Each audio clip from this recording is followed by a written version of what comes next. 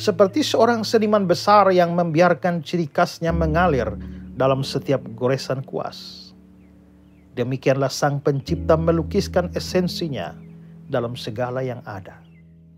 Kita melihatnya dalam kesempurnaan rancangan alam, dalam harmoni segala unsur yang saling bersatu. Jejaknya adalah keajaiban yang melebur dengan karyanya, mengingatkan kita akan kebesarannya yang tak terbatas.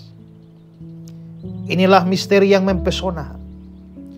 Bagaimana Sang Pencipta yang agung memilih mengungkapkan dirinya dalam karya-karyanya. Walau jaraknya melampaui pemahaman kita, jejaknya ada di sini. Dalam setiap detail alam semesta, mengundang kita untuk menelusuri dan merenungkan keindahan kasih-Nya yang abadi. Jejaknya membawa kita pada kesadaran akan kehadiran-Nya yang terus-menerus, memimpin kita untuk mencintainya sebagai pencipta dan penopang segala. Jarak antara pencipta dan ciptaan itu sangatlah besar. Tapi bagaimanapun juga, seluruh ciptaan ini adalah hasil karya dari Sang Pencipta yang Maha Agung. Karena itu di dalam setiap ciptaan, kita dapat menemukan jejak-jejak dari Sang Pencipta di dalamnya. Kamu misalnya menikah. Ternyata setelah kamu menikah, dapat perempuan yang sifatnya buruk sekali. Lalu kamu bilang, tahu begini, dari dulu saya tidak kawin sama kamu. Tahu begini, artinya kamu tidak tahu kan? Jadi sekarang kamu menyesal saya nikah sama kamu. Saya pernah baca di koran, di berita, ada judul, ternyata istriku laki-laki. Ya, jadi rupanya dia lihat ada cewek, dia kira itu cewek karena penampilannya wah itu cantik sekali. Ternyata laki-laki. Menyesal. Saya tahu kamu laki-laki, saya tidak akan mengambil kamu menjadi istriku. Ya. Artinya karena dia tidak tahu bahwa itu laki-laki, sekarang menyesal. Jadi menyesal itu menunjukkan tidak tahu. Tidak maha tahu.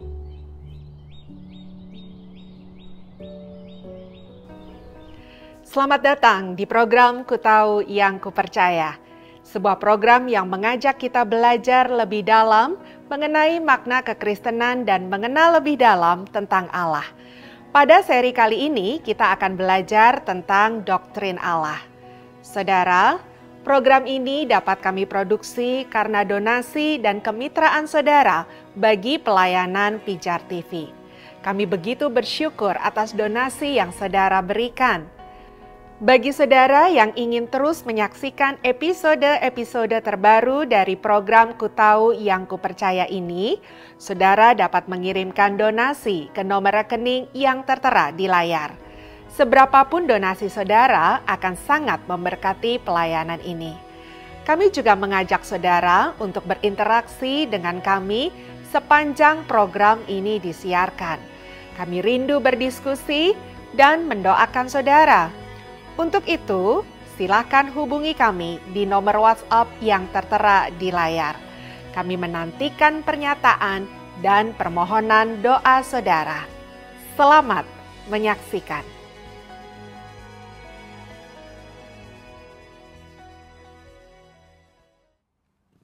Padahal aslinya Tuhan tidak menyesal. Tidak bisa menyesal seperti menyesalnya kita. Menyesalnya kamu karena kamu tidak maha tahu.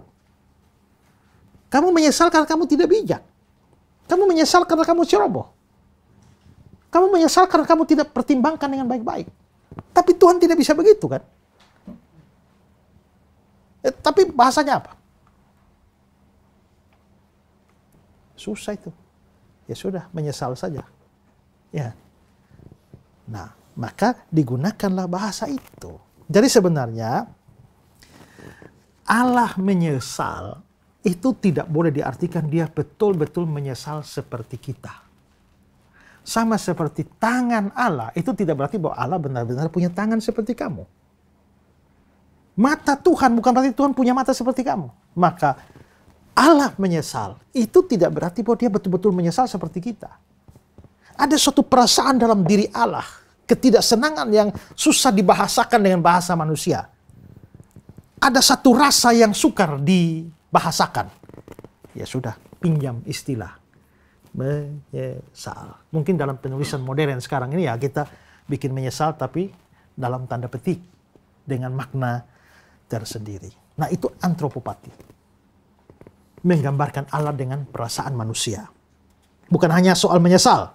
Ada banyak istilah yang berkaitan dengan perasaan manusia yang dipakai untuk Allah. Misalnya, coba Keluaran 4 ayat 14. Maka bangkitlah murka Tuhan terhadap Musa. Ya, Dan bangkitlah murka Tuhan terhadap Musa. Murka itu bahasa manusia. Ya, lalu Kejadian 6 ayat 5 dan ayat 6, coba baca ayat. ketika dilihat Tuhan bahwa kejahatan manusia besar di bumi, dan bahwa segala kecenderungan hatinya selalu membuahkan kejahatan semata-mata, maka menyesallah Tuhan bahwa ia telah menjadikan manusia di bumi, dan hal itu memilukan hatinya. Memilukan hatinya, bikin Tuhan sedih hati. Ya, jadi dari situ artinya Tuhan kok sedih ya? Tuhan kok menyesal ya? Tuhan kok bisa murka ya? Padahal murka, menyesal, sedih itu perasaan kita.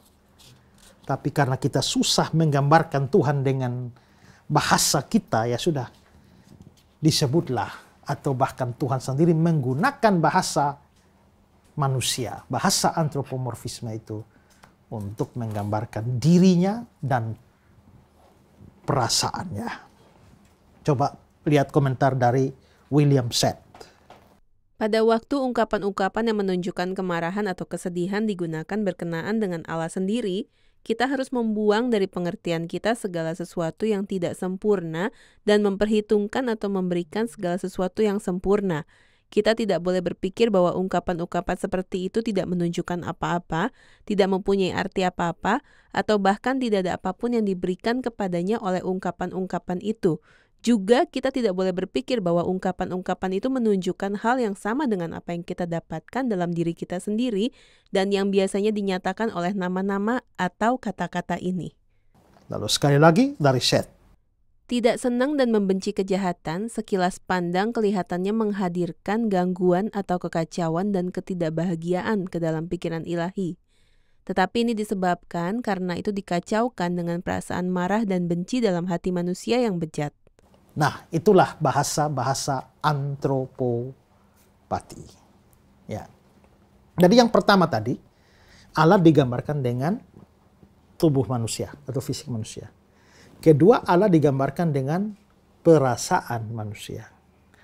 Lalu sekarang yang ketiga, Allah digambarkan dengan sifat-sifat dan jabatan-jabatan manusia. Ya, dengan sifat-sifat dan jabatan manusia. Allah disebut baik, kasih. Dia disebut dengan jabatan raja, hakim, gembala, dan sebagainya. 1 Tawarik 16 ayat 34. Itu dia baik, kasih setianya. Atau 1 Samuel 8 ayat 7, kalimat terakhir itu, aku menjadi raja atas mereka. Jadi dia disebut raja, ya dia disebut dengan sifat-sifat yang biasanya kita pakai, oh, kamu orang baik. Tapi kita pinjam istilah baik itu Allah baik. Ya. Atau raja itu kan istilah untuk manusia. Tapi ternyata dipinjam juga. Lalu Allah itu adalah raja.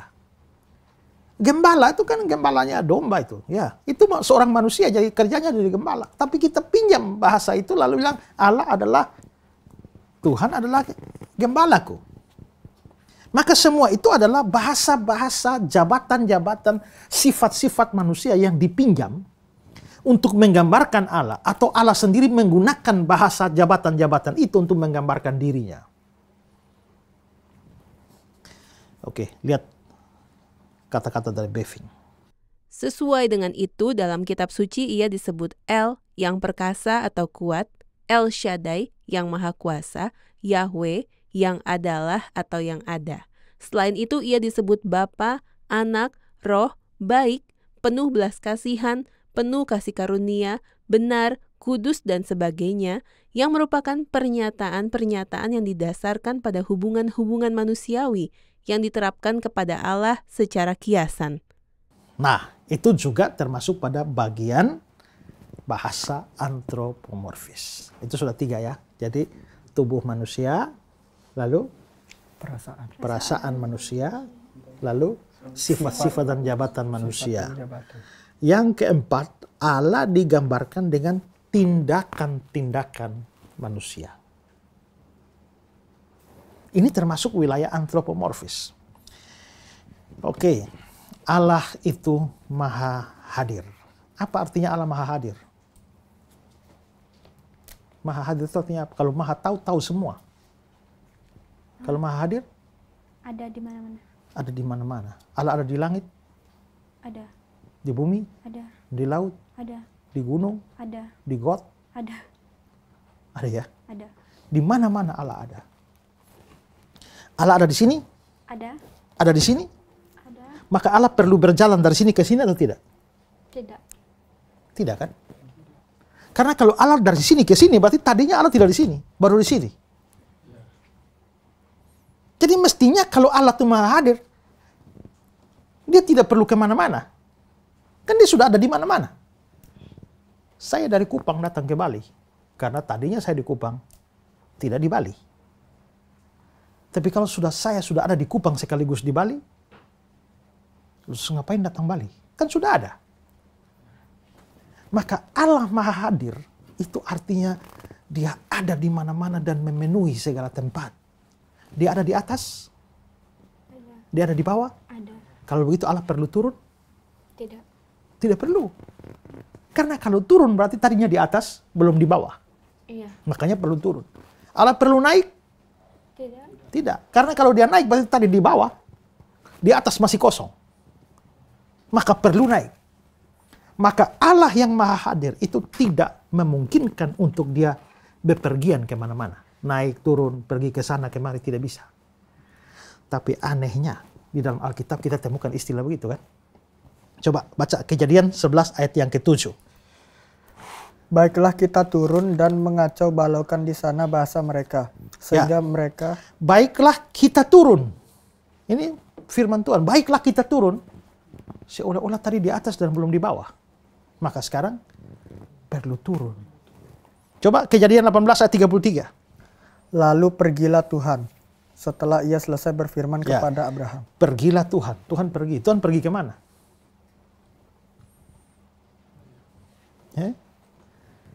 Sebenarnya Tuhan itu tidak butuh bepergian kan? Oh, sudah ada di mana-mana. Dia memenuhi langit dan bumi. Terus dia mau pergi kemana? Tapi Alkitab bicara pergilah Tuhan. Nah, kalau begitu sebenarnya memang itulah bahasa antropomorfis. Ya, Allah tidak perlu turun, tidak perlu naik, tidak perlu datang, tidak perlu pergi. Karena dia sudah ada dan sudah memenuhi segala sesuatu. Ya, tidak ada tempat yang lain yang mana Allah tidak ada dan karenanya dia perlu bepergian. Oke? Paham? Oke. Alkitab juga bilang Allah Maha Kuasa. Maha Kuasa artinya apa?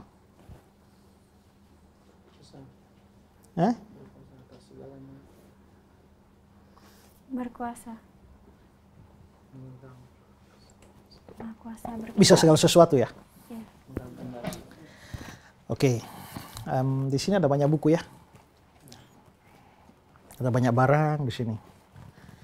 Kalau saya suruh kamu pindahkan semua barang ini ke ruang sebelah lantai 3. Tidak ada lift. Naik dari tangga saja. Apa yang akan kamu rasakan? Lelah. Lelah. Capek. Ya. Allah bisa capek nggak? Tidak. Kalau kamu capek, perlu apa? Istirahat. Istirahat. Allah perlu istirahat? Tidak. Allah perlu istirahat. Kalau Allah bisa capek. Kalau tidak perlu capek, ngapain istirahat? Allah tidak perlu istirahat. Yang perlu istirahat itu adalah orang yang bisa capek. Dan kalau bisa capek, namanya tidak maha kuasa. Kalau Allah maha kuasa, tidak ada yang terlalu berat bagi dia. Kalau tidak ada yang berat bagi dia, dia tidak bisa capek. Dan kalau tidak capek, dia tidak butuh istirahat. Itu baru maha kuasa. Yang butuh istirahat itu tidak maha kuasa. Yang maha kuasa tidak butuh istirahat. Nah, tapi problemnya, coba lihat Kejadian 2 ayat 2. Coba baca. Ketika Allah pada hari ke-7 telah menyelesaikan pekerjaan yang dibuatnya itu, berhentilah ia pada hari ke-7 dari segala pekerjaan yang telah dibuatnya itu. Ya, berhentilah ia. Nah, memang di sini Alkitab terjemahan kita, terjemahan Indonesia ini, terjemahan baru ini bilang berhentilah dia. Tapi dalam terjemahan bahasa Indonesia sehari-hari dibilang lalu ia beristirahat. Tuhan beristirahat. Coba lagi baca Keluaran 31 ayat 17. Hari itu adalah suatu peringatan yang tetap antara bangsa Israel dan aku. Karena aku, Tuhan, telah membuat langit dan bumi dalam waktu 6 hari. Dan pada hari yang ke-7, aku berhenti bekerja dan beristirahat. Jadi Tuhan cipta dunia dalam 6 hari. Hari ke-7 dia berhenti dan istirahat. Kira-kira Tuhan Allah waktu cipta capek? Tidak. Setelah 6 hari kerja, istirahat. Tapi bahwa dia beristirahat karena mencipta itu bertentangan dengan sifat kemahakuasaannya. Tapi jelas eksplisit dikatakan bahwa dia beristirahat. Itu tidak berarti bahwa Tuhan memang bisa capek. Itulah bahasa antropomorfis. Dia digambarkan dengan tindakan-tindakan manusia. Karena biasanya kita habis melakukan sesuatu, kita istirahat. Maka bahasa manusia itu dipinjam untuk menggambarkan Allah. Tapi tidak boleh dianggap bahwa Allah betul-betul begitu. Ini hanya untuk menggambarkan. Sama seperti tadi kan mata Tuhan. Tidak boleh diartikan Tuhan betul-betul punya biji mata. Punya kornea, punya pupil. Ya. Tidak. Itu hanya untuk menggambarkan. Maka bahasa antropomorfis untuk menggambarkan Allah dengan tindakan-tindakan manusia. Pertama dengan tubuh manusia. Kedua dengan perasaan manusia. Ketiga dengan sifat dan jabatan manusia. Keempat dengan tindakan-tindakan manusia. Yang kelima itu dengan kemampuan dan keberadaan manusia. Allah digambarkan dengan menggunakan kemampuan dan keberadaan manusia. Allah itu bisa salah informasi atau tidak? Tidak. Kalau saya ngomong sesuatu ke kamu, untuk memastikan bahwa itu benar, kamu perlu check and recheck. Ya kan? Perlu cross check. Apakah Allah perlu cross check? Tidak. Kenapa? Dia sudah maha tahu kan? Dia sudah maha tahu. Kalau Allah sudah maha tahu, dia tidak perlu cross check ini benar apa tidak ya? Ya. Kalau tiba-tiba kamu berdoa, Tuhan, hari ini dia maki saya Tuhan. Apakah Tuhan perlu cek? Saya cek dulu ya. Betul dia maki nggak? Tidak. Tidak perlu kan? Ya. Karena Tuhan maha tahu. Tidak perlu cek and recheck. Ya. Tapi coba lihat Kejadian 18. 20-21. Coba baca. Sesudah itu berfirmanlah Tuhan, sesungguhnya banyak keluh kesah orang tentang Sodom dan Gomora, dan sesungguhnya sangat berat dosanya. Baiklah aku turun untuk melihat apakah benar-benar mereka telah berkelakuan seperti keluh kesah orang yang telah sampai kepadaku atau tidak. Aku hendak mengetahuinya. Nah, ya. Orang ngeluh tentang Sodom dan Gomora, saudara, aku turun dulu ya. Cek dulu. Kira-kira benar nggak yang orang omong? Wah, kalau Tuhan begini rumit nih ya. Tuhan perlu check and recheck. Kalau begitu kayaknya Tuhan tidak maha tahu. Apakah Tuhan perlu berpikir untuk mencari tahu sesuatu? Atau untuk melakukan sesuatu? Tuhan sabar ya, pikir dulu ya. A atau B? Tuhan tidak begitu. Tapi coba baca Yeremia pasal 3 ayat 7. Pikirku, sesudah melakukan semuanya ini, ia kembali kepadaku, tetapi ia tidak kembali. Bahkan salah ya, Tuhan pikir, saya kira-kira saya lakukan ini, ya mudah-mudahan dia kembali. Tapi ternyata nggak kembali. Tuhan bahkan salah prediksi. Ya, Tuhan salah prediksi. Yeremia 3, 19 dan 20. Tadinya pikirku, sungguh aku mau menempatkan engkau di tengah-tengah anak-anakku, dan memberikan kepadamu negeri yang indah, milik pusaka yang paling permai dari bangsa-bangsa. Pikirku, engkau akan memanggil aku, Bapakku, dan tidak akan berbalik dari mengikuti aku. Tetapi sesungguhnya, seperti seorang istri tidak setia terhadap temannya, demikianlah kamu tidak setia terhadap aku. Hai kaum Israel, demikianlah firman Tuhan. Ya, Tuhan bilang tadinya pikirku, ya gua kira. Ya, seperti Tuhan mengira, ternyata perkiraan Tuhan salah. Ya. Lalu Yeremia 36 ayat yang ke-3 dan seterusnya ya. Nanti saudara bisa lihat sendiri, tapi di situ ada kata-kata mungkin apabila kaum Yehuda mendengar tentang segala malapetaka yang aku rancangkan dan hendak mendatangkan kepada mereka, maka mereka akan masing-masing akan bertobat. Mungkin. Jadi Tuhan tidak tahu pasti juga. Ya. Kalau kita baca sekilas ini kayaknya Tuhan tidak maha tahu. Tapi kan tidak mungkin Tuhan tidak maha tahu. Karena ada banyak ayat yang mengatakan bahwa Tuhan itu maha tahu. Maka kita harus bisa menafsirkan bagian ini bahwa oh, itulah bahasa antropomorfis. Allah digambarkan bahwa seolah-olah dia itu perlu mencari tahu atau perlu mengadakan check and recheck. Permisi Pak, saya mau tanya. Kan di dalam Alkitab itu terdapat ayat-ayat yang menunjukkan bahwa Allah itu seolah-olah berpikir dulu atau mempertimbangkan segala sesuatu keputusan yang akan diambil. Jadi pertanyaannya, apakah ini termasuk dalam bahasa antropomorfis atau bagaimana? Ya, ada ayat-ayat yang begitu ya. Jadi ada yang eksplisit, ada yang tidak eksplisit. Tapi secara implisit menunjukkan bahwa Allah perlu mikir-mikir dulu. Ya. Coba kita lihat contoh ya. Kejadian 18 ayat 17, coba baca. Berpikirlah Tuhan, apakah aku akan menyembunyikan kepada Abraham apa yang hendak kulakukan ini? Jadi Tuhan masih mikir ya, kira-kira kasih tahu Abraham nggak ya? Kasih tahu nggak ya? Yes, no, seperti Tuhan perlu pikir ya. Bukan cuma itu, bahkan dalam sejumlah ayat itu Tuhan semacam perlu diskusi dulu, baru bisa melakukan sesuatu. Ya, coba Kejadian 1 ayat 26, baca.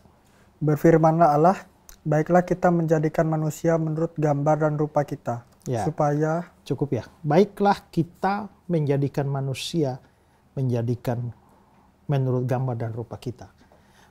Sejumlah penafsir mengatakan bahwa kita di sana itu merujuk pada Allah Tritunggal, dan ini kita sudah sempat bahas itu juga, tapi ada penafsir mengatakan bahwa jadi semacam ada perundingan ilahi. Kalau itu merujuk pada Allah Tritunggal, maka semacam ada perundingan ilahi. Baiklah kita menjadikan manusia. Itu sama dengan Kejadian 11 ayat yang ke-7. Baiklah kita turun dan mengacau balaukan di sana, bahasa mereka. Jadi memang kelihatannya ada perlu berpikir dulu ya. Tapi kita tidak boleh menganggap bahwa itu betul-betul ada suatu proses berpikir ke situ. Karena itu bertentangan dengan konsep kemahatauan Allah. Maka tafsiran yang benar terhadap bagian-bagian itu adalah bahasa antropomorfis. Allah digambarkan dengan tindakan-tindakan manusia, ya. Allah yang menciptakan langit dan bumi dengan sejuta bintang dan gunung yang menjulang, digambarkan sedang berjalan-jalan di Taman Eden. Cahaya matahari memancar dengan lembut di wajahnya, memancarkan kedamaian dan keindahan yang menenangkan. Dalam gambaran ini, kita dapat membayangkan Allah berbicara dengan Adam dengan kelembutan dan hikmat, seperti sahabat yang memberi nasihat penuh kasih. Di momen lain, Allah juga bisa digambarkan sedang beristirahat, seperti seorang ayah yang menepuk-nepuk anaknya di punggung saat menjelang tidur. Dalam gambaran ini, kita dapat merasakan kelemah lembutan dan kehangatan kasih-Nya, serta pengertiannya terhadap manusia.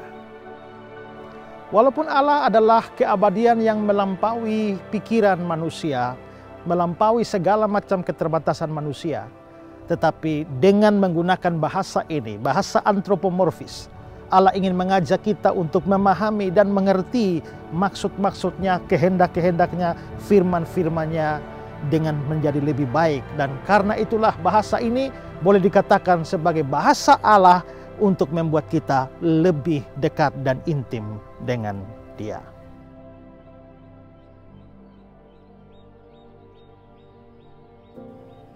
Kita sudah menyaksikan program Ku Tahu Yang Kupercaya dan belajar tentang doktrin Allah. Kami mengajak saudara untuk berinteraksi dengan kami setelah menyaksikan program ini. Kami rindu berdiskusi dan mendoakan saudara.